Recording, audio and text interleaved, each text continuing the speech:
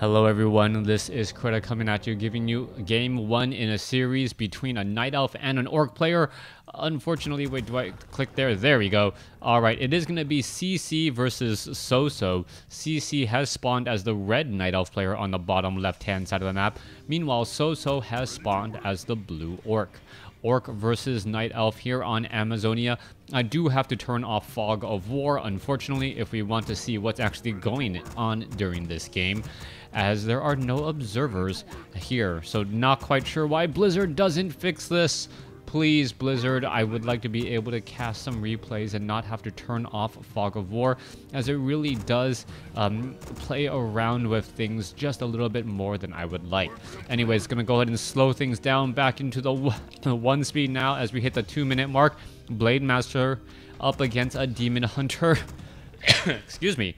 No big surprise there, I'm sure, as we're already looking at the Ancient of War tanking a lot of damage and now going after a Renegade Wizard here. Now, no big surprise that the Demon Hunter is doing this particular trick.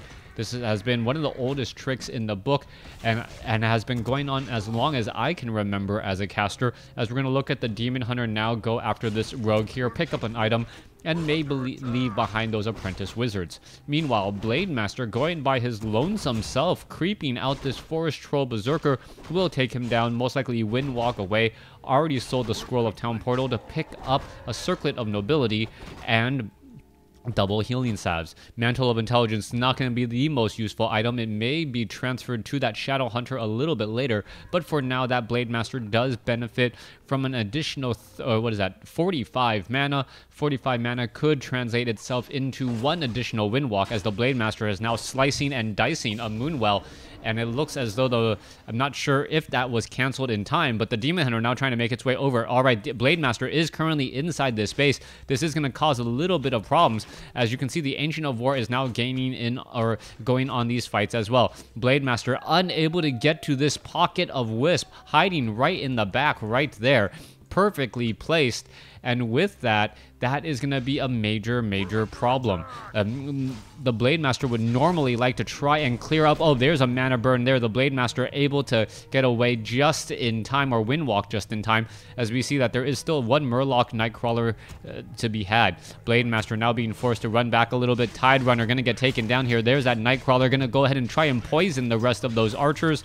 Going to go ahead and transfer that poison to another target as well. Tome of Intelligence has been dropped. So the Blade Master, with those boots of speed, now wandering about, may try to put down a little bit of pressure, perhaps pick off an archer or two, as he did not. Oh yes, he did pick up that Dust of Appearance, which is incredibly important in this matchup. Cloak of Shadows, however, and the Blade Master's not doing all that well. He has not been getting the items that he's really looking for. Slippers of Agility, Gloves of Haste, those items are much better, as the Blade Master, now still sitting at level 1, may be able to heal back up once more as he is on the run. Meanwhile, the Demon Hunter gonna go ahead and maintain that level advantage by clearing out a couple of more creeps. Blade Master coming back around. This could turn into a really bad fight here in just a moment. Mana burn was a possibility to stop not only the healing salve, or stop the healing salve there, but instead we're going to see the Blade Master come in and perhaps get to level 2. Alright, oh, final hit. No, the Demon Hunter gets the hit again, and a big steal by CC. Soso the Orc, living up to his name, so to speak, as the Blade Master now retreating. Stronghold has just been reached. We should be looking at a Shadow Hunter here in just a second, and you can see that Soso is just kind of upset with himself, still sitting at level 1, no critical strike, and that is a big problem. Meanwhile, back over here, the Blade Master gonna perhaps try and hunt down this Demon Hunter. There's gonna be some damage and blows to be had. Meanwhile, the Shadow... Oh no, it's not gonna be a Shadow Hunter, it's gonna be a Tauren Chieftain to try and counter what will most likely be Ancient of Wind with Druids of the Talon. Grunt's now going to go ahead and clear out this creep camp over here, giving that Blade Master level 2 once one more creep is taken down. And finally, that Blade Master will be able to land those critical strikes, even though he does not have that many useful items. Demon Hunter coming in here and now attempting to take down the Spirit Lodge. This is going to be a huge setback if the Spirit Lodge gets taken down. All right, the Demon Hunter is in a little bit of trouble, though, but he does have a Staff of Teleportation. Blade Master now coming in. There's a Windwalk Strike. It looks as though the Spirit Lodge is not going to get canceled in time. And oh, is the Blade Master going to get taken down, or Demon Hunter going to take him down? No.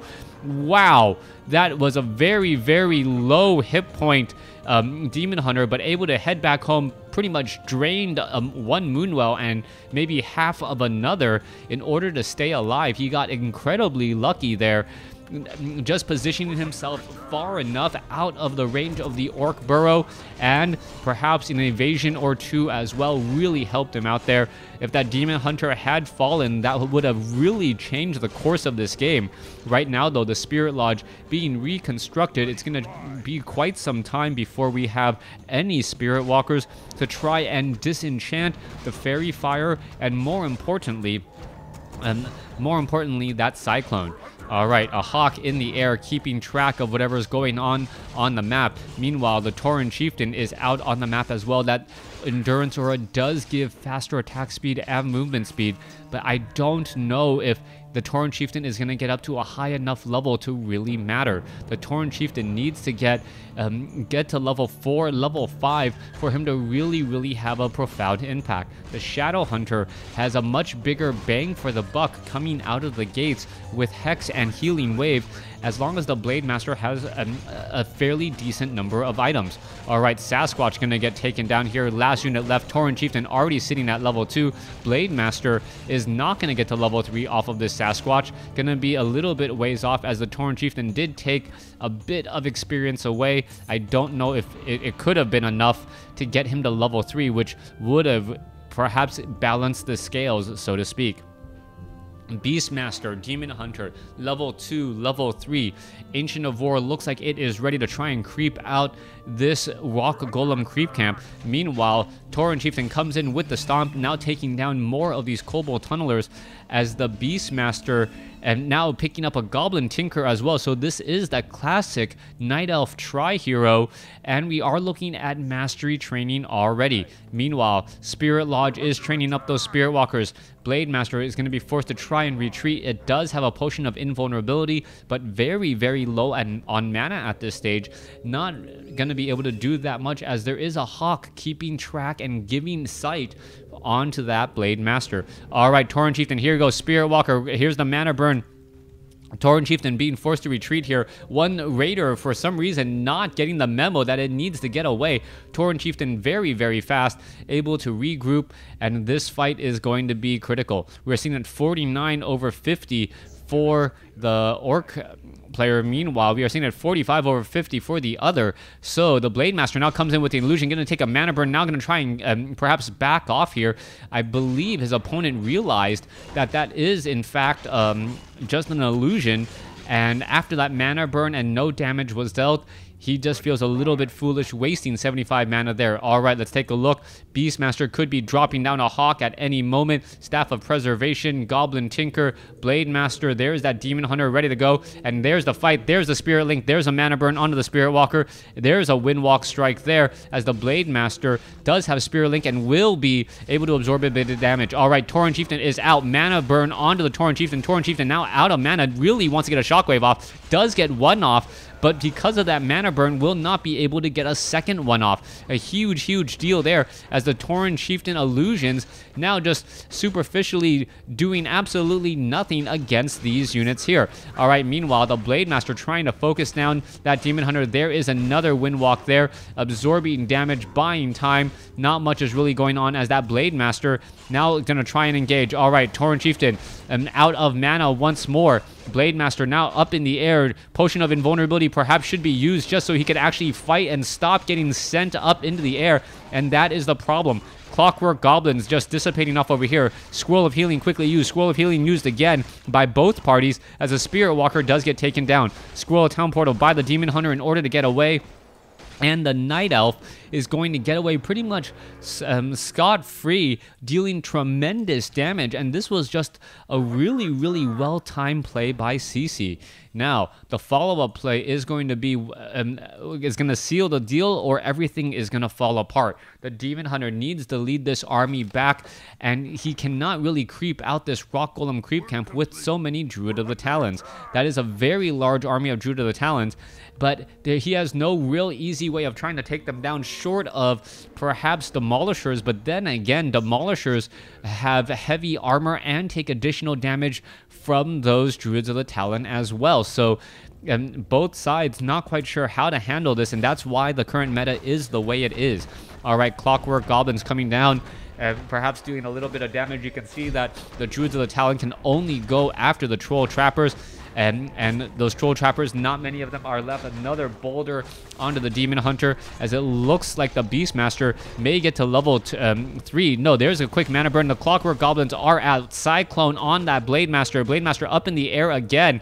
Is he going to be able to get away? No Windwalk at all, as he was mana burned and now low on mana. Demon Hunter perhaps trying to land a surround onto this Blademaster. Blademaster does have a potion of invulnerability, and he's going to be forced to use that right now.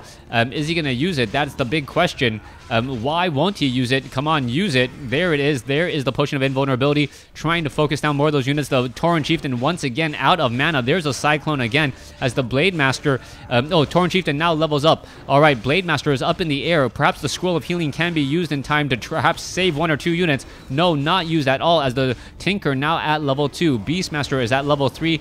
And with this, the Tauren Chieftain and the Blademaster just hanging out while the rest of the army is getting destroyed.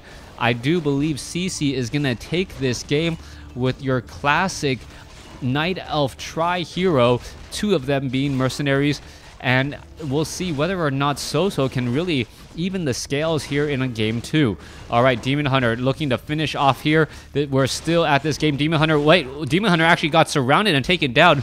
Tauren Chieftain's in a little bit of trouble, though. He's going to get taken down. There he goes. So a level 3 Tauren Chieftain and a level 2 Demon Hunter both taken down, as the Tauren Chieftain now resurrected. No, Demon Hunter was level 3, I believe. All right, Blademaster now being forced to back off. You can see that Spirit Link, oh so important. Tauren Chieftain now trying to run all the way back. You cannot afford to lose that Tauren Chieftain, and it looks like he may be doing that once more. And that is the problem there. Pocket Factory, wait, Raider now out.